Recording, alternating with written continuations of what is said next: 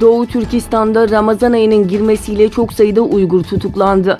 Özgür Asya Radyosu'nun haberine göre geçtiğimiz hafta boyunca Doğu Türkistan'ın Hotan bölgesinde en az 137 Uygur Türk'ünün tutuklandığı bildirildi.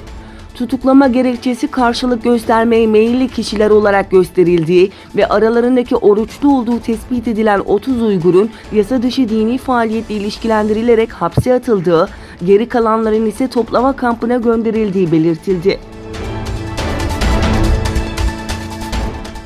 Almanya'nın Duisburg şehrinde bulunan Doğu Türkistan İnformasyon Merkezi'nde Doğu Türkistan gönüllüleri bir araya geldi. Etik'te bir yandan 200 küsür genç ile hayır kampanyası düzenlenirken diğer yandan Doğu Türkistan konulu konferans düzenlendi.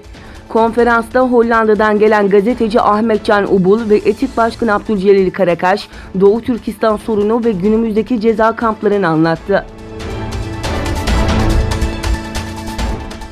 İran Atom Enerjisi Kurumu zenginleştirilmiş uranyum üretimini 4 kat arttırdığını bildirdi.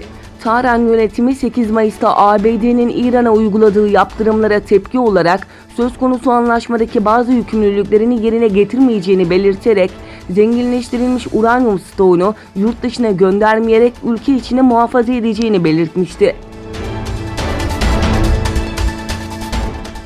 Tacikistan'ın başkenti Duşanbe'nin doğusunda Bagdat'taki yüksek güvenlikli cezaevinde çıkan isyanda içinde gardiyan ve DAEŞ mensubu üyelerin de olduğu en az 32 kişi öldü. Bakanlıktan yapılan açıklamada 5 mahkum ve 3 gardiyanın pazar akşamı çıkan isyan sırasında tutuklular tarafından öldürüldüğü, diğer mahkumların da güvenlik güçlerinin müdahalesiyle öldüğü belirtildi. Çin, ABD donanmasına bağlı bir destroyerin Güney Çin Denizi'nde hak iddia ettiği bölgeye yaklaşmasına tepki göstererek Washington yönetimini bu tür provokatif eylemlere son vermeye çağırdı.